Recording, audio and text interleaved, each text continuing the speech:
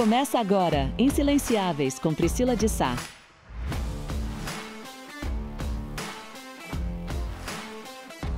Olá, bem-vindo ao Insilenciáveis, o podcast onde as palestrantes que você admira molham as palavras e revelam tudo sobre seus palcos e principalmente seus bastidores. Eu sou Priscila de Sá, primeira palestrante de liderança feminina do Brasil e mentora de speakers. E a minha convidada de hoje é médica e palestrante. E ela encara a profissão palestrante com a mesma disciplina com que teve de encarar a profissão médica. Ela acabou de fazer seu primeiro TEDx como palestrante, vai compartilhar essa experiência com a gente e, além disso, ela está no Canal Futura com o Mutirão Saúde. E eu quero saber dela, em que momento foi que ela percebeu que as palavras também curam? Eu tô aqui com a maravilhosa Simone Nascimento! Ai, que delícia estar aqui com você. Que delícia de apresentação, hein? Adorei, foi do coração. Adorei. Obrigada por ter vindo, Sim. Ai, eu que agradeço o convite. É um prazer e uma honra. Você sabe que eu sou muito sua fã e não só sua fã, que eu me sinto muito à vontade, muito bem, muito acolhida e muito incentivada ali por perto de você, desde acho que a primeira vez que a gente se esbarrou, né? Eu tenho muita alegria de ter você na nossa comunidade de Insilenciáveis. Você é generosa, você sobe o nível e você dá esse exemplo de profissionalismo. Porque a carreira de palestrante, ela não gera um sucesso da noite para o dia, como muita gente acha. Né? Você vê uma pessoa no palco ali brilhando e você fala, nossa, ele bombou, ele explodiu de repente. E não é, tudo é uma semeadura. E a medicina tem essa lição, né? Você não vira um neurocirurgião requisitado de agenda lotada com uma equipe de 20 pessoas da noite para o dia. Não. Tem um processo de ser júnior, de ser estagiário, e você está fazendo exatamente a coisa certa. Quero saber de você, quando que o seu amor pela medicina do estilo de vida ficou pequeno para o consultório, para a clínica médica, e você falou, eu preciso ganhar o mundo com a minha mensagem? Então, você sabe que a palestra veio antes da medicina do estilo de vida. Isso é novidade pra mim. Eu descobri a medicina do estilo de vida por causa de uma palestra que me pediram.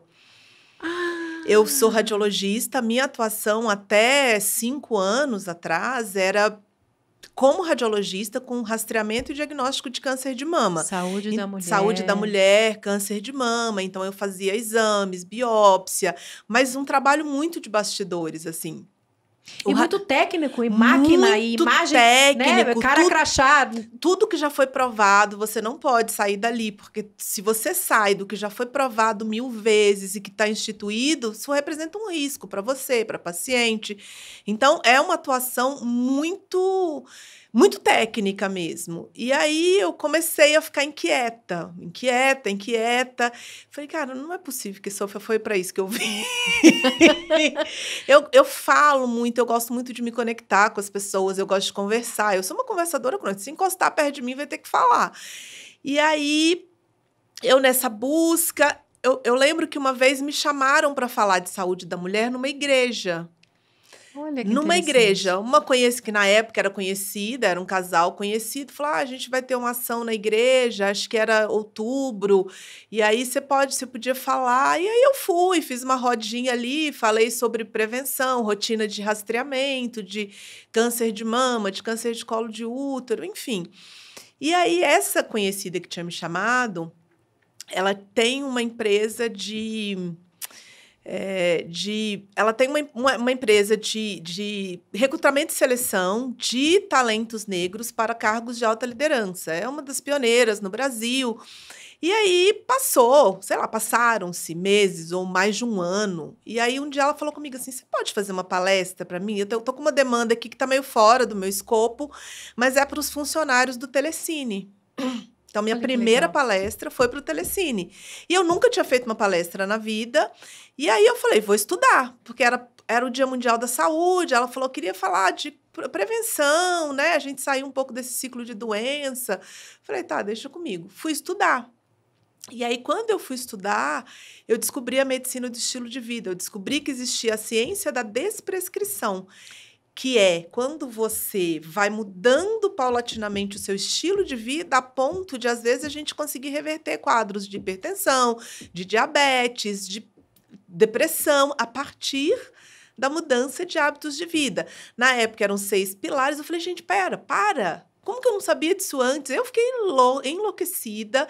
Falei, não, eu quero saber mais, eu quero estudar. E aí eu fui estudar. Fiz a formação, fiz a certificação americana de medicina do estilo de vida, mas isso a partir de uma demanda de palestra. Que louco! A palestra veio primeiro. A palestra fez seu vocacional. Fez meu Agora, vocacional. Você concorda que as pessoas que te chamaram para palestrar, elas viram em você um drive, um talento de comunicação? Ninguém pede para falar uma pessoa que tem cara de chata, jeito de chata, Exatamente. que é muito tecnicista, né? Só fala termos técnicos. Ou seja, estavam vendo em você alguma coisa que você sabia que tinha, mas não sabia que podia virar ofício. Não, eu acho que eu nem sabia que tinha, assim. Eu gosto muito de conversar com as pessoas e eu gosto muito de falar do que eu sei. Então, se eu sei uma coisa, eu não consigo guardar para mim. Eu vou falar. Tipo, eu vou chegar e vou contar. Descobri tal coisa. Sei lá, descobri que o sono, dormir bem... reduz em 30% a 40% o risco de ter um câncer de mama. Eu não vou guardar isso para mim e eu não vou nem guardar para falar só numa palestra. Se a gente sentar na mesa do bar, eu já vou te entregar a mensagem. E eu acho que isso acaba construindo no imaginário das pessoas essa habilidade de comunicar coisas difíceis de um jeito fácil. Que eu acho que hoje eu aceito e falo sem ter esse medo de parecer pedante ou arrogante. Assim, esse é o meu dom. Eu consigo comunicar coisas difíceis de um jeito fácil. Mas eu acho que o que aconteceu... Um dia eu atendi uma paciente e ela um ultrassom de mamas, e ela não morava no Brasil e vinha fazer os exames aqui, tem alguns anos. E ela falou... Aí eu converso sempre com as pacientes, sempre. Se eu tiver 5 minutos, 8 minutos, no SUS eu tinha 8 minutos com a paciente. Contado. Eu vou conversar. E aí, quando terminou o exame, ela falou... Mas você não pode ficar nessa sala trancada aqui. Você tem que falar lá fora para mais gente. Você já pensou em ser conselheira? Aí eu falei, não. Você já pensou em ser palestrante? Eu falei, não. Mas ela falou, vem cá, vou te apresentar meu marido. Meu marido é o fulano de tal, que trouxe a Ancham pro Brasil, não sei o quê. Olha. Aí ele conversou um pouco comigo. Na época, eu não fiz absolutamente nada com esse estímulo, mas ficou ali, plantado, sabe? Eu falei, temos alguma coisa aqui. E aí as coisas foram vindo. Depois de um tempo, essa minha amiga me chamou de novo para fazer uma outra palestra numa outra empresa. E eu gostei muito de fazer isso. Eu me encantei com a coisa de falar com as pessoas sobre saúde, falar com as pessoas sobre uma vida onde a gente não vive na farmácia. Sabe? E eu acho que foi aí que eu descobri que as palavras também podem curar. E, assim, eu sou muito encantada, eu sou muito apaixonada pelo que eu faço. Quando eu consigo terminar uma palestra, as pessoas falam, nossa, eu nunca tinha pensado nisso antes, eu vou fazer tal coisa, ou um treinamento, sabe? E eu sempre falo, pequenas coisas, pequenas medidas. Eu não vou chegar nunca para alguém e falar, nossa, você tem que ir para academia 3 vezes por semana, fazer isso, fazer aquilo. Se você conseguir, ótimo. Mas eu falo, você tem 4 minutos? E aí a pessoa até assusta. Não, 4 minutos para quê? Para fazer uma série? O pouquinho que faz grande diferença. Sabe? O poder do tiquinho. Poder do tiquinho. Aí a pessoa fala, tenho. Eu falei, eu aceito. 4 minutos eu aceito. E aí eu fui construindo, fiz uma especialização em saúde mental e qualidade de vida no trabalho. Fui construindo, porque eu sou uma pessoa técnica. E a gente já até conversou sobre isso, que eu falei, Pri, eu tenho muita dificuldade de sair do lugar de dar aula para o lugar de fazer palestra, que é completamente diferente. Porque eu sou uma pessoa técnica. Então, para eu fazer o que eu faço, eu tive que me embasar, senão eu não ia conseguir fazer. O seu lugar de conforto é sempre primeiro ir para o técnico. Primeiro ir para o técnico. Depois você consegue ir relaxando e colocando pitadas de arte, mas exato. O seu natural, o seu primeiro movimento é um movimento técnico. Técnico, exato. Racional. Isso, é um compromisso que eu tenho com as pessoas. Se você me chama para falar de um assunto, eu só vou se eu estiver habilitada para falar sobre ele. Eu acho que eu não tinha feito nenhuma palestra de saúde mental ainda antes de fazer a especialização em saúde mental. Eu não me vejo em condições, às vezes as pessoas me chamam para falar de diversidade e inclusão, por exemplo. Eu falo, não é o meu lugar. E isso é uma tentação gigantesca. É super, porque as pessoas me chamam muito para falar. E você ter entrado nessa questão me antecipa uma pergunta que eu ia te fazer, que é a seguinte, por exemplo, eu sou uma palestrante mulher que fala de liderança feminina, eu falo para a mulher de um tema feminino, né?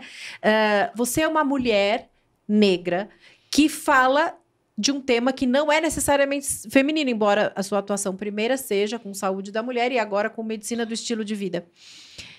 Pelo fato de você ser uma mulher negra, as pessoas tentam te encaixar em oportunidades em que o tema é interseccionalidades, é diversidade, equidade e inclusão, falar de antirracismo, e que eu acredito que só pela sua vivência você já tem outorga para falar. Mas como você falou, eu não sou a pessoa dessa pauta. Eu evito. Na verdade, assim, eu não pego palestra, eu nunca fiz uma palestra sobre diversidade e inclusão. Mas você pode falar o que é ser uma médica negra. Eu, às vezes, faço uma intersecção. Por exemplo, os grupos minorizados, eles têm problemas de saúde específicos, eles têm maior vulnerabilidade psíquica.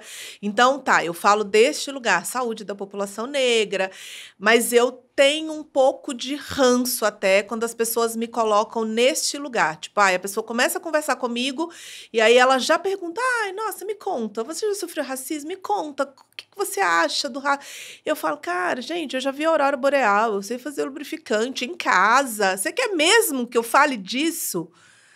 Você tem especialistas que falam disso. E eu sempre carrego a minha bandeira comigo, eu sou uma bandeira. O fato de eu estar aqui sentada, de eu estar no TEDx, de eu estar em qualquer lugar, de eu existir nesses lugares onde a gente não existe, ou existe muito pouco, já é uma mensagem. E eu sempre coloco ali alguma coisa, eu sempre trago o tema, mas eu não gosto que as pessoas me limitem a esse lugar, sabe? Porque você não se sente tecnicamente respaldada, ou porque você não quer ficar reconhecida, não quer construir uma reputação ou um posicionamento profissional ligado exclusivamente ao ativismo. Exato. Eu acho que são as duas coisas. Eu sou uma pessoa com uma formação técnica muito sólida e a minha formação técnica não é em diversidade. Sim. E, então, assim, não é o meu lugar mesmo. Eu posso falar enquanto mulher negra, posso falar enquanto vivência de gênero, posso, mas não é o meu lugar técnico. E eu tenho bastante dificuldade de transitar e até de usurpar pautas de pessoas que estão muito preparadas para falar sobre isso. Porque eu fico um pouco agoniada quando eu vejo pessoas falando, tipo, tirando do sovaco. Coisas para falar, eu fico, mas quê? Gente, de onde essa pessoa tirou isso? Por que não chamaram fulano que, tipo, estuda, tá ali, tá na jornada, tá ali batalhando por um lugar, por um espaço, por um palco, um microfone? Eu sempre fico olhando e falo, cara, esse microfone não é meu. Entendi. Uhum. E aí eu indico outra pessoa. Mas é tentador, porque vem muito pedido nesse lugar. Mas eu nunca cedi, assim, eu mantenho o que eu acredito que é o certo. Ao mesmo tempo que vem muita demanda para que você fale da questão, né, do recorte de raça, eu imagino que também, em algum momento, quando você vai vender uma palestra sobre saúde, em alguns ambientes, mas por que uma mulher? Por que uma mulher negra? Sim. Você já sentiu esse preconceito do mercado de palestras quando vai falar de tema de saúde? Acho que já. Ou quem te procura porque já quer você, com tudo que você é. Eu acho que às vezes rola uma surpresa. Você percebe no olhar, você sabe disso, Sim. né? Às vezes você chega, você sente o olhar meio de surpresa das pessoas, assim, e aquilo já é uma mensagem, né? Para quem sabe ler. Bom... mas a minha demanda de palestra hoje ela é totalmente passiva. As pessoas me procuram porque elas me viram em algum lugar, porque elas me ouviram falar, porque eu estou indo para Florianópolis agora pela primeira vez, depois de amanhã, fazer palestra, porque a moça que me contratou me viu num evento no ano passado e falou, salvei seu telefone, porque eu adorei sua fala. Eu falei, eu quero trazer ela aqui um dia ainda.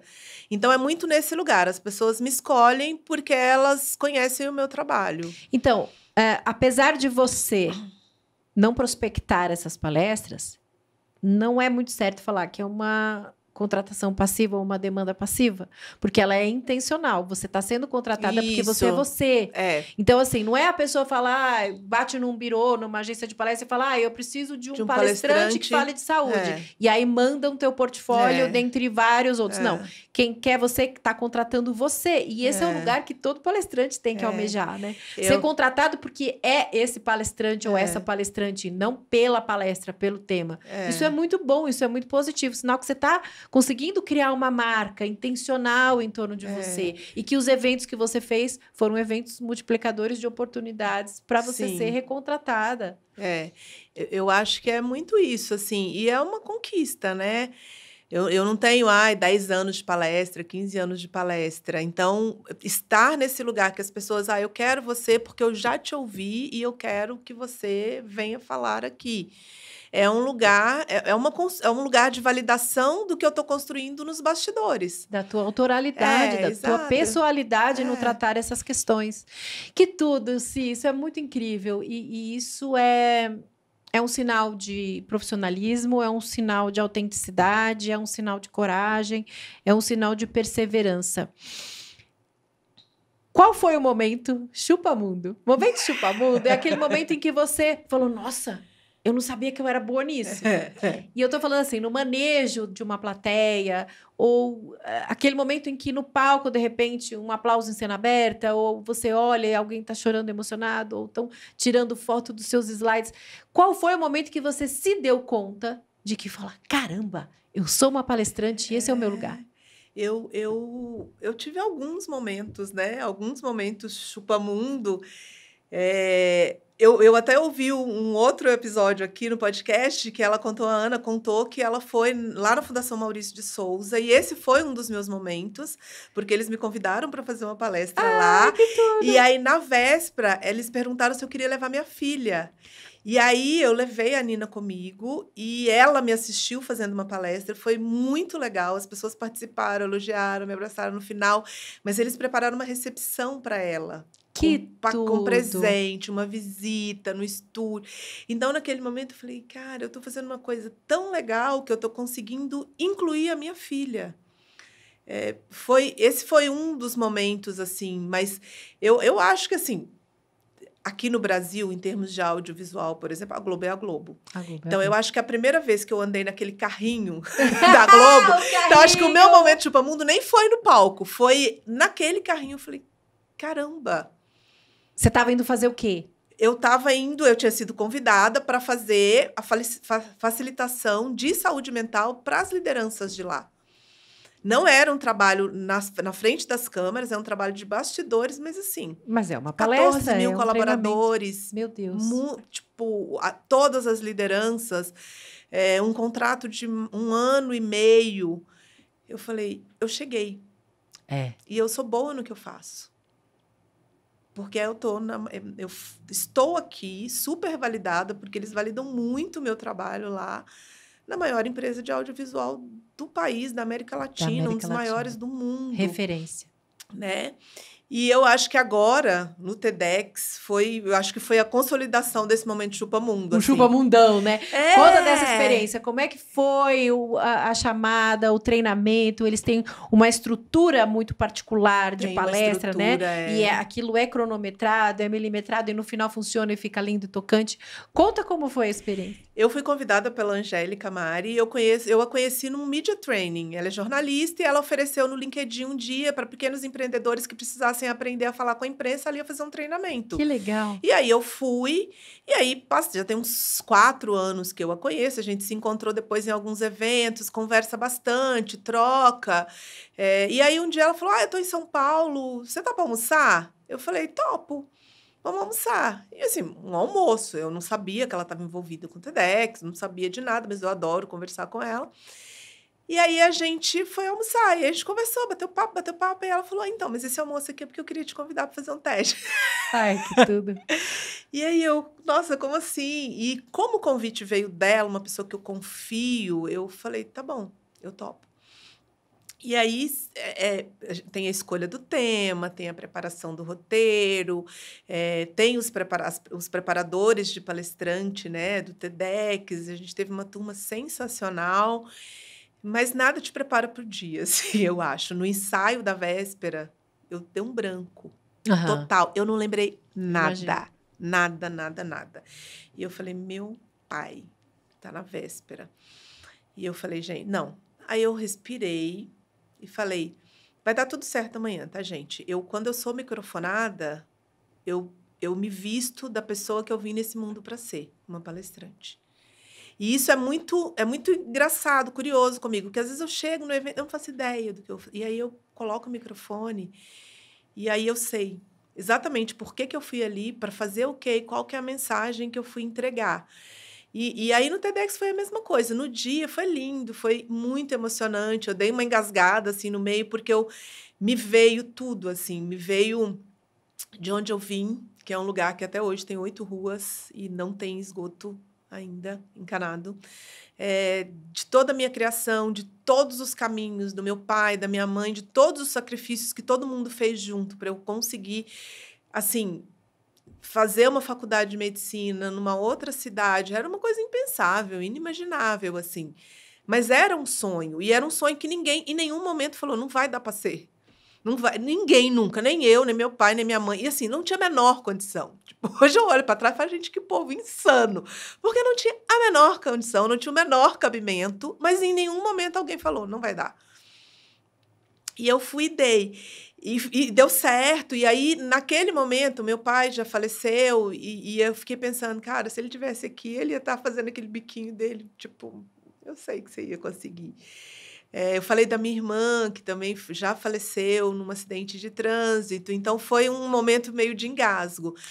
Um momento de acerto de contas com todo o seu passado, seu contexto, a sua ancestralidade, né? Acho que você foi vivendo um dia depois do outro sem pensar, e naquele momento no palco... Naquele momento, exato. Isso chegou junto de você. E eu nunca tinha feito isso publicamente. Foi ali que eu fiz. E ali eu me dei conta que eu sonhei muita coisa. Assim. Eu sou uma sonhadora, eu sonho. Mas que eu estava vivendo coisas que eu sequer tinha ferramentas para sonhar. De tão fora da sua bolha que era. Tão fora da minha bolha. Estar ali no palco do TEDx falando e que vai para uma plataforma para o mundo inteiro, para milhões de pessoas. Pode ser que 10 pessoas assistam, mas pode ser que 1000 pessoas assistam. E pessoa de um país que eu nunca pus o pé. Pode ser que me assista e pegue a minha mensagem que diz no final que a gente entenda que a gente é vulnerável e que quando a gente aceita a nossa vulnerabilidade, essa é a nossa grande força e é aí que a gente vai mais longe. Então, assim, isso para mim foi... Eu falei, eu fui além dos meus sonhos. Eu fui além daquilo que eu tive a ousadia de sonhar. Ou seja, naquele momento você estava sendo a sua mensagem. Eu acho que, no fundo, a gente conta... A gente é muito a nossa mensagem. Quando a gente leva um texto, mas a gente se leva. A gente se entrega ali como... Não é só mensageiro. A gente é mensagem também, né? Si, que bonito isso que você está me falando. Eu tenho certeza de que, nesse momento, tem muitas médicas que, eventualmente, fazem palestras sazonais de Outubro Rosa. A gente tem muita palestrante de Outubro Rosa, como tem muita palestrante do 8 de março. Olhando, assim, para a sua carreira, para a construção, para esse caminho bonito que você está fazendo. O que é que te tira da sazonalidade do Outubro Rosa? O que faz o mercado ver você como uma palestrante que fala de saúde, estilo de vida, saúde mental, o ano todo, em qualquer evento? Eu acho que é construir uma coisa sólida e mostrar isso para o mundo. Eu fiz isso através do LinkedIn, né? Essa foi, eu vou ser palestrante, então eu preciso contar para as pessoas o que eu faço. E eu vou contar como, vou criar uma linha editorial. Então, eu trabalhei o meu LinkedIn de uma forma muito estruturada, assim. Eu quero contar para as pessoas e quero contar para elas de um jeito não só que eu fique me vendendo aqui. Ai, nossa, me contrate. Ai, nossa, saúde mental, você já está cuidando da sua? Não, que eu, de fato, entregue alguma coisa para as pessoas. E aí... eu fui construindo isso e virei Top Voice LinkedIn muito rápido também, porque era uma coisa... Eu tinha a intenção de entregar ali, não de vender.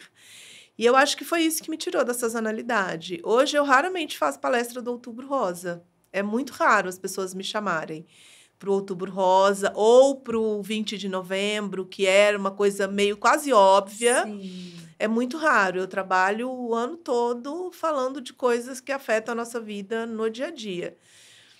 Ou seja, você não está mais palestrante, você é palestrante. Isso, eu sou palestrante. E olha que fundamental, gente. A gente não consegue fugir do LinkedIn. Você pode não gostar, mas não tem como fugir. Não tem como fugir. E não é aquele texto protocolar, engessadinho. É realmente entregar valor, interagir, servir de uma maneira diferente. Quanto tempo você falou que foi rápido, em quanto tempo você virou Top Voice e depois em quanto tempo o LinkedIn passou a te gerar demanda de palestra? Eu comecei a escrever no LinkedIn em janeiro, eu lembro, dia 3 de janeiro de 2023.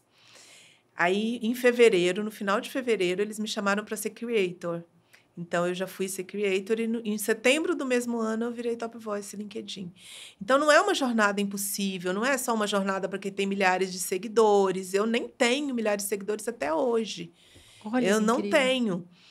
Eu virei Top Voice LinkedIn com 2.000 seguidores. É uma outra métrica. É uma outra métrica. E eu acho que essa métrica é que vai valer daqui para frente. Eu acho que é a métrica do real, de quem está ali de verdade, com uma entrega real, não só com textos para viralizar ou para, sabe, ser isca de contrato. É quem de fato entrega valor, e eu não acho que é só no LinkedIn, não. Eu acho que todas as redes sociais vão passar por uma reestruturação, sabe, de valor mesmo. Quem está entregando valor de fato para as pessoas? Ou quem só está querendo ser consumido e não entrega muita coisa palpável? Você vai ali um pouquinho abaixo da superfície e não tem mais nada. Vamos falar dos embustes, então. Momento baboseira, aqui no podcast Insilenciáveis. O Momento Baboseira é aquele momento em que a convidada compartilha uma besteira que ela ouviu dita por um palestrante, porque palestrante assiste palestra, ou alguma besteira que ela resolve confessar que disse, porque ninguém está livre de cometer uma gafe. Nossa. O que você lembra de momento baboseira? Eu tenho TDAH, não sei se eu já te contei isso alguma vez. Eu tenho diagnóstico de TDAH. Contou, então, sério? assim, às vezes eu tô aqui olhando para você no meio da conversa e eu simplesmente me saio. Meu cérebro me leva. E aí, um dos meus primeiros grandes eventos, eu estava sentada num painel. E aí, a menina começou a me fazer uma pergunta e eu olhando ali para ela. E aí, ela foi. E a pergunta era meio longa. E eu me perdi no meio da palestra. Quando ela terminou, então, o que você acha? Cara, eu não fazia ideia do que estava acontecendo ali. Eu não fazia ideia do que era o assunto. Eu simplesmente respondi algo que eu tirei do sovaco. E eu, até hoje, não sei o que as pessoas pensam de mim naquele momento. Porque eu não fazia ideia, a mais leve ideia do que ela tinha me perguntado. E eu respondi qualquer coisa. Tipo, eu respondi uma coisa, óbvio, com técnico, não sei o quê. Mas, assim, era como se talvez ela tenha me perguntado, nossa, que cor que é esse vaso? E eu respondi, vinho tinto é bom mesmo, eu gosto, sabe, assim, nada a ver.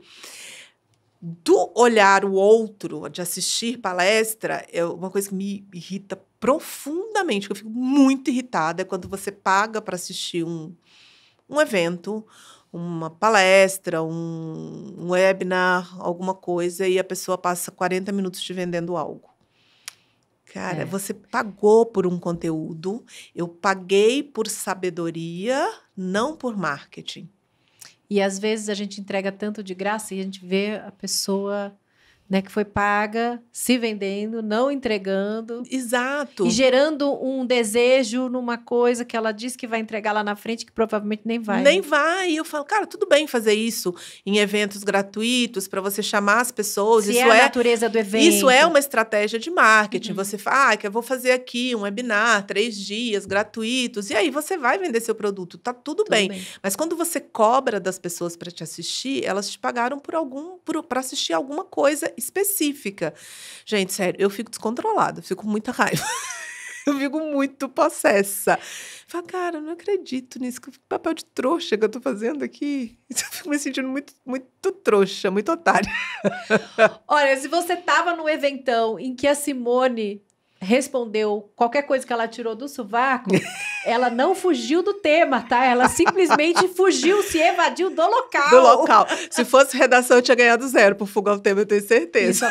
Isso acontece mesmo. Principalmente quando a pergunta é prolixa, demora demais e você, né, tá lá preocupada com outras questões. Gente, eu só adoro. Eu vou embora. Acontece mesmo. Sim. Como é que você explica para sua família o ter virado essa pessoa, essa comunicadora, essa pessoa pública? Então, isso é uma questão, né? Porque quando você sai de um lugar de carência, uma família muito simples, muito humilde, pobre mesmo, e você consegue fazer, por exemplo, uma faculdade de medicina, isso é a validação da família toda. Ó, a gente fez alguma coisa certa, ó, minha filha virou médica, minha sobrinha virou médica, minha prima virou médica, e de repente você fala, não vou ser mais essa pessoa. Quando eu escolhi ser radiologista, já teve um negócio ali, porque muita gente acha que o radiologista nem é tão médico. A minha mãe, mas você é tão boa clínica, você não vai ser cardiologista, não vai ser endócrino. Eu falei, não, eu vou trabalhar com exames, eu vou ser radiologista. E aí, quando eu resolvi fazer palestra, eu acho que eu já estava num lugar de, tipo, as pessoas já olhavam para mim e falavam, cara, ela vai fazer o que ela quiser, e, tipo, é melhor a gente só aceitar e torcer para dar certo. Mas eu acho que até hoje rola um pouco de estranhamento, de sair de um lugar muito seguro. Eu fiz 25 anos de formada esse ano, saí de um lugar muito seguro, de uma carreira estabelecida. Eu sempre trabalhei em lugares bons, que eu gostei, gosto, né, de trabalhar. Eu tenho lugares que eu sou absolutamente apaixonada. Eu tenho colegas e amigos de trabalho que eu olho no Instagram, às vezes, porque eu trabalho muito pouco hoje como radiologista, 2 manhãs só. Eu trabalhava 8 períodos, eu trabalho 2. Uau. Então, eu sinto muita falta dos meus amigos de trabalho. Então, assim, eu abri o Instagram, um dia vi a foto de uma amiga minha que estava viajando. Eu comecei a chorar. Eu escrevi para ela, eu tô com saudade de você, eu tô com saudade das nossas manhãs, eu tô com saudade de ficar junto. E as pessoas ficam, tá, mas se você gosta tanto, se você tá com saudade, por que você saiu, então? Por que Ou que elas você... devem pensar, nossa, ela virou estrela e esqueceu da gente. Tem isso também. E eu falo, tá, eu saí porque o meu propósito era outro. Eu acho que a gente vem com missões, assim, e eu acho que a minha missão é falar. A gente vai fazer um brinde ao seu propósito. Já estamos aqui com o vinhozinho Apostos, e eu escolhi esse vinho. Ela foi a terceira convidada a gravar, gente. E o vinho não podia acabar. E eu escolhi o vinho por sua causa. Ele é da vinícola La Grande Bellezza. É uma vinícola brasileira. Ai, de Pinto Bandeira. Que linda e olha que coisa mais linda essa ilustração. Nossa, que ilustração linda. Essa é uma coleção, a coleção Madames. Eu vou providenciar para você. Uma caixa, não uma garrafa. Madame Rara, que lindo! É a coisa mais linda. Essa coleção é a coleção Madames. Essa uva é a Cabernet Franc, que é uma uva tá bem equilibradinha, porque tem um blend de barricas. E esse desenho, essa arte, essa ilustração é de uma artista visual chamada Lu Murrell, e ela é estabelecida em Cascais, e ela fez especialmente para essa coleção, e essa é a Madame Rara, que homenageia as mulheres negras. Que coisa mais linda! E eu guardei essa garrafa desde antes de começar o podcast, que eu falei assim, não, quando a Simone vier, eu vou abrir essa garrafa para ela. E ela de terceira convidada, e o vinho, e as convidadas bebendo vinho, e eu assim, meu Deus do céu, o vinho precisa do... Gente, eu amei. Então, se você amou, vou providenciar uma caixa para você tomar com as suas amigas. Gente, Já que a gente está falando aqui, né, de vinho, medicina do estilo de vida, o que é medicina do estilo de vida? Hoje em dia tem falado sobre o álcool, né? Porque existe uma dose segura, a gente sabe que em excesso faz mal, mas a gente sabe também que uma dose pequena, né, ela é medicinal, ela tem propriedades que fazem bem pra gente, antioxidantes, ou isso tudo é só desculpa. A gente gosta mesmo de relaxar. A gente gosta mesmo de relaxar. Não existe dose segura pro álcool. Mas a gente tem uma dose, a gente tem um cálculo de doses que é tolerável dentro do que a gente não entende como um comportamento abusivo em relação ao álcool, que são 7 doses por semana para a mulher e 14 doses para o homem. E aí é 14 doses de álcool, e aí a gente tem que fazer ali os cálculos. O cálculo da dose, porque isso aqui tem várias, né? Porque se é uma coisa que tem 5% de álcool, tem 7%, tem 10%, a gente vai de bebidas que tem 3% a bebidas que tem 20% de teor alcoólico. Então, depende. Então, são 7 doses, mas depende. Eu tenho... eu sou muito honesta, assim. A honestidade que eu tenho comigo, né? E até um pouco de... um pouco de autoindulgência mesmo, porque eu sou bem autoindulgente. Eu tenho com os pacientes, com as pacientes. Eu falo, tá, você contempla parar de beber completamente? Não. Então, tá bom. Então, vamos trabalhar no controle de danos. Tá? Controle de danos. Vamos escolher. Você não precisa beber sozinho em casa todo dia. Uhum. Selecionar a ocasião. Seleciona a ocasião, a celebração, a companhia. Eu falo, hoje eu não tomo nem vinho ruim, nem má companhia. Olha que sensacional. Eu não tomo. Nem Só vinho... esses 2 critérios já te livram de um monte de toxina, né? Exatamente. Você já bebe bem pouco, inclusive. Você bebe bem pouco, exato. Então, você fala, cara, eu não gasto meu tempo mais nem com vinho ruim, nem com má companhia. Já reduz drasticamente. Eu tô quase abstêmia. Olha que sensacional. Porque a gente... Tem uma época da vida que a gente acha que o nosso tempo é infinito. Que ele não acaba, só que acaba. Eu já passei da metade da minha vida. A gente bebe errado, com pessoas erradas. Errado, com pessoas até erradas, tarde demais. quantidades erradas, assim, que não tem a menor necessidade. Tomar uma taça de vinho, para mim, é um prazer. Não pode virar uma doença.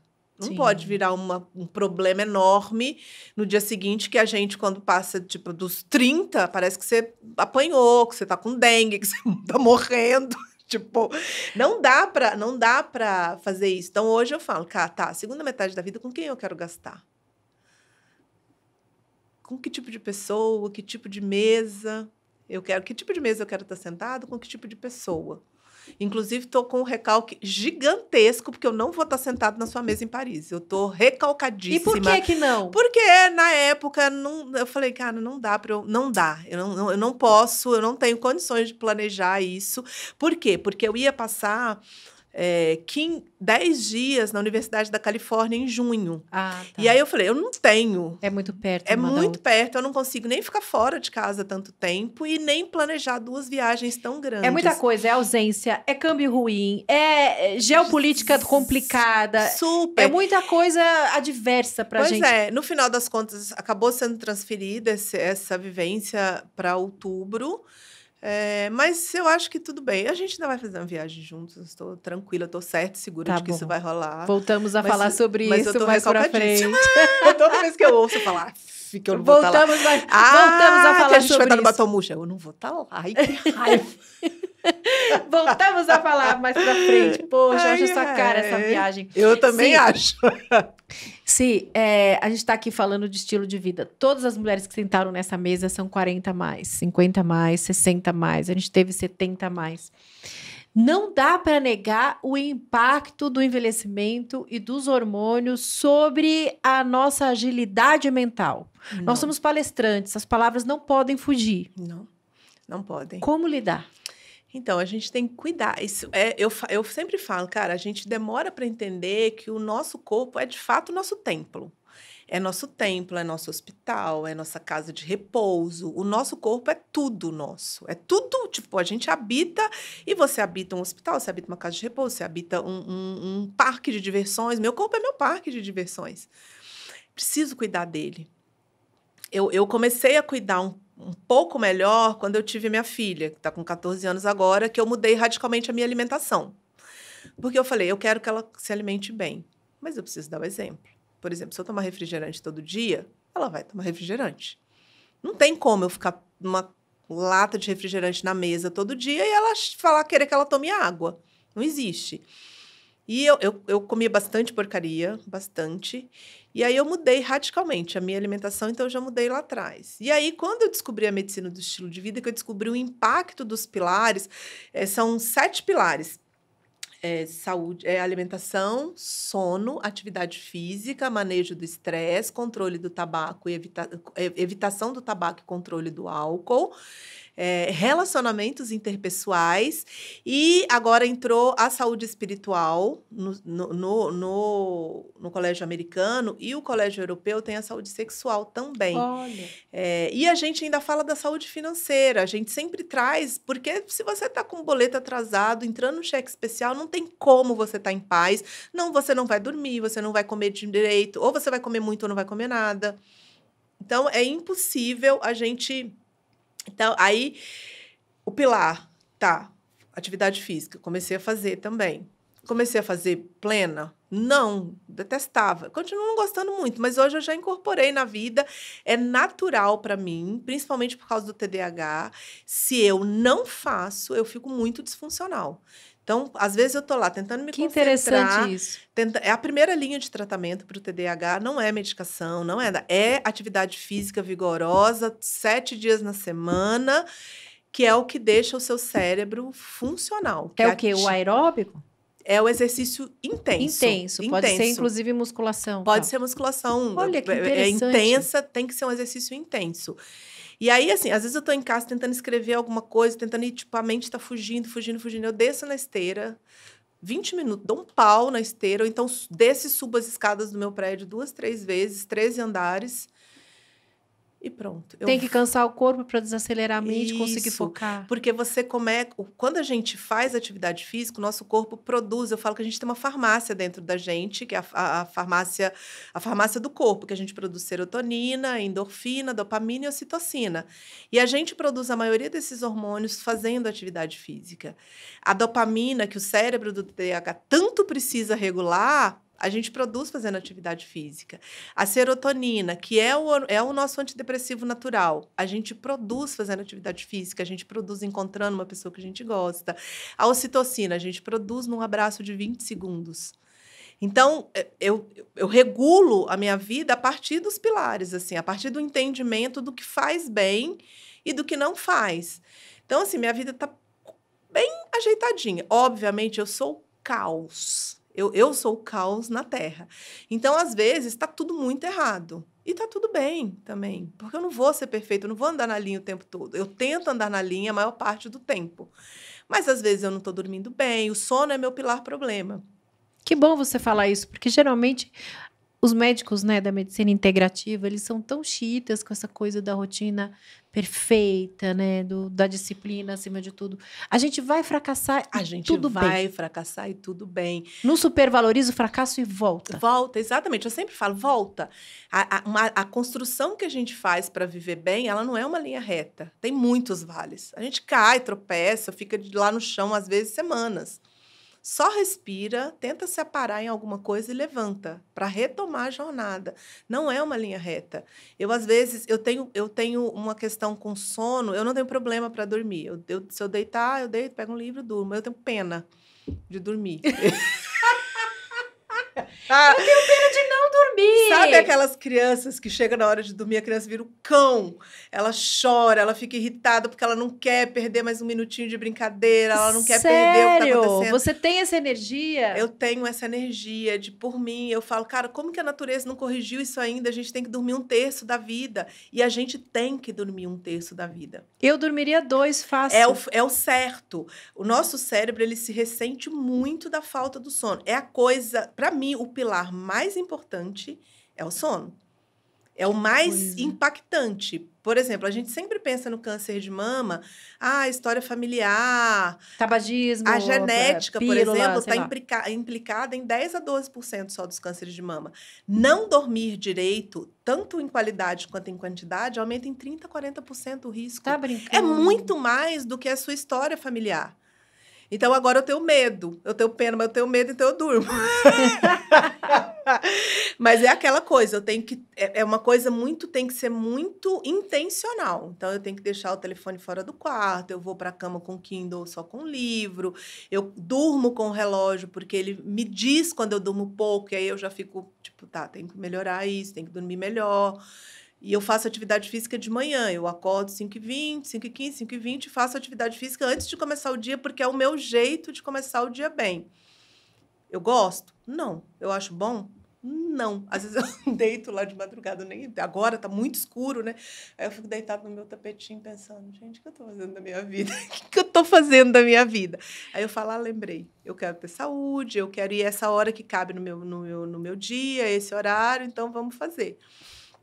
O que você prescreveria para uma mulher palestrante num dia ideal para ela ter um bom desempenho na palestra? Então, sono você já deu uma dica. Então, pensa nessa mulher, 40 a mais, que está com sono bagunçado, os hormônios de climatério, alguns brain fogs. Eu começaria no dia anterior. Tá. Na noite anterior, faz alguma coisa que você gosta muito. Se é tomar uma taça de vinho com uma amiga, tá? Deixa as anotações lá num canto. Manejo do estresse. Manejo do estresse. Tá. Vai, senta com alguém que você gosta. Se é tomar um vinho, se é assistir uma série, se é bater um papo, se é o que for. É correr, é no cinema, faz uma coisa... Critério prazer. Critério prazer. O que você gosta muito, faz. Aí, quando você voltar para casa, antes de dormir, aí você pega as suas anotações, aí você lê. Mas eu gosto muito da história das afirmações positivas. Ai, é tão bom. E eu faço isso. Eu fiz isso na véspera do TEDx. O que eu fiz na véspera? Eu fui tomar vinho. Fiquei batendo papo, tomando vinho. Fiz amigos na preparação. Ou seja, TEDx. aquele apagão que você teve, você não supervalorizou. Não. Você não falou, não, meu Deus, vai ser uma tragédia, eu vou esquecer porque tudo, eu vou fracassar. eu sabia que eu tinha o meu caminho. Você de foi resolver relaxar, isso. falou, já. Eu fui relaxar, aí quando eu voltei para o quarto, eu li e falei, eu vou ler agora pela última vez e vai ficar. Porque eu tô preparada. Isso é muito interessante que você está trazendo, porque vai soar estranho para quem é mais iniciante, mas uma palestrante não profissional teria ficado trancada no quarto, lendo, decorando 1000 vezes. E isso só teria atrapalhado eu teria fracassado. a performance. Eu teria fracassado, você se com distanciar certeza. do conteúdo, relaxar, esvaziar a mente e depois voltar inteira e olhando de uma outra forma, sem a perspectiva do ranço, do fracasso, de ter tido um apagão no ensaio. Fez toda a diferença. Fez toda a diferença. Sabe o que eu fiz no dia seguinte de manhã? Acordei cedinho, sentei lá olhando para uma mata linda que tinha no hotel. Então, aí, qual é o critério? O que ela deve fazer na manhã do dia da palestra? Manhã do dia da palestra. A escrita é uma consolidação muito poderosa da memória. É verdade. A gente não escreve mais, a gente digita. E digitar não consolida, não é a mesma coisa. O que eu fiz? Sentei e escrevi a minha palestra do TED todinha. E aí, quando eu terminei de escrever, praticamente sem precisar consultar o roteiro, eu falei, tá tudo aqui. Estava interiorizado. Então escreve bastante. Quando estiver montando a palestra, escreve. Se você já foi aluna da Pri, vai lá e ouve a aula da Pri, que ela fala do roteiro de palestra. Como que você chega, como que você entra. Porque o jeito que você entra no palco e faz as pessoas te receberem, dá o tom do resto da sua palestra inteira, te dá a segurança de continuar. Isso já te tranquiliza, né? Já te tranquiliza. Quando você chega do jeito certo e que você chega entregando para as pessoas o que elas precisam, que é uma coisa que eu levo sempre, tá, o que as pessoas ali esperam? O que elas precisam? É isso que você tem que entregar primeiro, tá? Eu tô aqui porque eu tenho isso que você precisa. E aí as pessoas vão prestar atenção em você. E aí você vai ficar segura. E aí vai vir naturalmente. Se você tá preparada, vai vir. E pouquíssimas pessoas vão para um palco sem estarem preparadas. A maioria, principalmente se for mulher, a gente vai hiper, mega, preparada. Então, você não está despreparada, você só está insegura. Então, constrói sua segurança. Eu acho que chegar ali muito plena, assim, eu acho que foi uma das coisas que eu aprendi primeiro com você. Chega e conta por que você está ali. Qual que é o benefício que você está levando para aquela plateia. E aí, as pessoas param para prestar atenção em você e, a partir dali, tudo flui. E aí, depois da palestra, o que você prescreve para essa mulher que deu tudo de si, que tá suada, tá adrenalinada, né? Com aquela endorfina, com aquela coisa que a gente fica pilhada depois da palestra um tempão? Celebra. Celebra. Eu acho que a gente tem que aprender a celebrar cada palco que a gente pisa, cada microfone que a gente segura, cada foto que a gente tira com uma plateia, cada feedback que a gente recebe falando, nossa, que legal isso que você falou, isso, tipo, vou levar comigo. E a gente não celebra, a gente sai naquela adrenalina, naquela pilha, já pensando, e aí, será que foi bom? Será que não sei o quê? Já pensando na próxima coisa que você tem que fazer. Ah, eu tenho que pegar um voo. Ah, eu tenho que fazer isso. Ah, eu tenho que escrever um artigo. Ah, a gente não para celebrar. E assim, você sair de um bastidor da vida para um palco é para celebrar toda vez. Não é para deixar passar nenhuma vez. É um palco de 5 pessoas, é um palco de 1000. A gente tem que celebrar. Então, celebra. Eu acho que a gente celebrar, comemorar, sabe? Dar os pulinhos, tipo, cara, eu fiz mais uma. Ponto. É isso celebra. mesmo. Eu sou muito celebrativa. Adoro. É por isso que é da minha gangue. Eu sou muito celebrativa. É gente, eu não... Que isso? Não vou celebrar? Como assim? E pra gente finalizar essa conversa tão rica, tão incrível, tão reveladora, tão gostosa. Tenho certeza que essa altura a nossa turma está assistindo e ai, que maravilhosa! Quando que uma insilenciável silencia? Olha, eu ouvi os outros episódios, eu fiquei pensando muito sobre isso. E tem várias situações que eu acho que a gente tem que ter a sabedoria de silenciar, mas eu acho que é quando o ruído de fora está muito maior, o barulho de fora está muito maior que a nossa voz de dentro. A gente precisa se afastar, silenciar e tentar ouvir porque senão a gente se perde. Distinguir, né? Distinguir, a gente se perde no poder de estar no palco, a gente se perde no poder de estar em alguns lugares que a gente nem imaginou estar, a gente se perde na mensagem que a gente se propôs lá atrás a trazer. Qual que é o seu propósito? Qual que é a mensagem? Por que você vai para o palco? Por que você pega um microfone? Ah, é para pagar nossos boletos? Sim, mas não é só por isso. Porque, tipo, a gente estava pagando boleto de outro jeito. Eu estava pagando meus boletos de outro jeito. E até com mais segurança. Então, por que eu estou aqui? Por que eu estou falando? Às vezes, o ruído externo, ele atrapalha a nossa voz interior. E a gente tem que, de vez em quando, tem que parar e tem que se afastar de tudo isso e voltar a ouvir por que a gente está ali, quem a gente é, por que a gente está ali, o que é inegociável para a gente tem que silenciar para lembrar do que é inegociável para a gente. Uma outra situação é nas redes sociais, parar de bater boca nas redes sociais, que é um exercício dificílimo para mim, porque eu adoro. Simone Nascimento, Medicina do Estilo de Vida, 7 Pilares da Saúde, essa mulher hipnótica, leve para a sua empresa! Muito obrigada, Si. Que alegria ter você aqui. Muito bom estar com você. Quem quiser te contratar, te acha como? Pode me chamar ou no LinkedIn, Simone Nascimento _saúde mental, ou no Instagram, simone.estilo de vida. Eu que respondo as minhas redes sociais e tô lá. Sucesso, incrível. Ai, que delícia. Obrigada, Si. Gostou? Olha quanto insight bacana você já tem aí, já sabe o que fazer na véspera da palestra, no dia da palestra e depois da palestra, prescrito por uma médica que também é palestrante. Deixa aqui o seu comentário nesse vídeo, porque você sabe, o podcast Insilenciáveis é feito com a sua participação, com você e para você. Um beijo e até a próxima.